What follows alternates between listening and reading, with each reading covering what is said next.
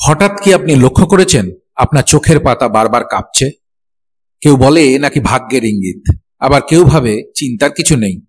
আসলেই কি তাই?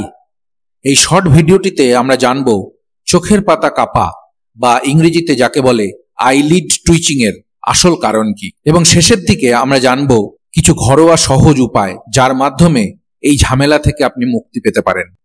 তাহলে চলুন শুরু করা যাক। প্রথমে চোখের পাতা কাঁপার মূল 5টি কারণ জেনে নেওয়া যাক। 1. অতিরিক্ত মানসিক চাপ। মানসিক চাপ বা স্ট্রেস থাকলে স্নায়ুতন্ত্রের প্রভাবে চোখের পাতা কাঁপতে পারে। 2.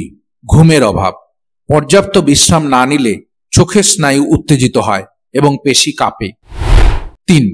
ক্লান্তি ও চোখের অতিরিক্ত ব্যবহার। দীর্ঘ সময় মোবাইল, কম্পিউটার বা বই পড়লে চোখের পেশি ক্লান্ত হয়ে কাঁপতে থাকে। 4. ক্যাফেইন বেশি খাওয়া।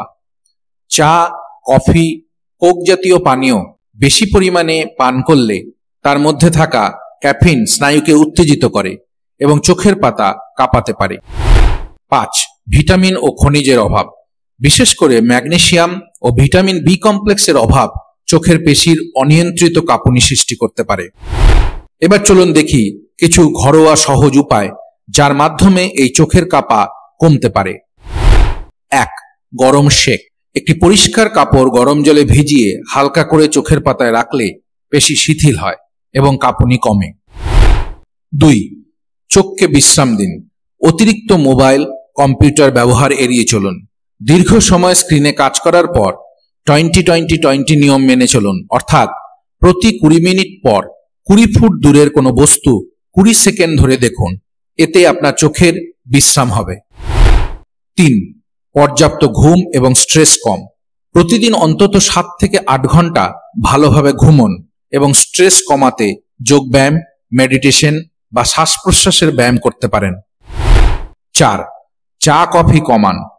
অতিরিক্ত ক্যাফেইন খেলে স্নায়ু উত্তেজিত হয়, তাই এগুলো সীমিত করুন। 5. খাদ্য এবং পুষ্টি।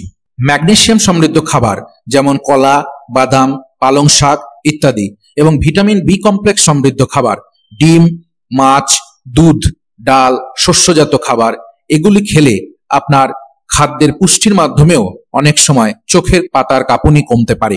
তবে মনে রাখবেন, বেশিরভাগ সময়ই এই সমস্যাটি ক্ষণস্থায়ী। তবে চোখের পাতার এই কাঁপুনির সাথে যদি অন্যান্য উপসর্গও থাকে, যদি চোখ লাল হয়ে যায়, চোখ ফুলে যায় বা চোখে ব্যথা হয়, অথবা মুখের অন্য অংশ যেমন ঠোঁট, গাল ইত্যাদিতেও কাঁপুনি দেখা দেয়, তবে অবশ্যই চোখের ডাক্তার দেখান।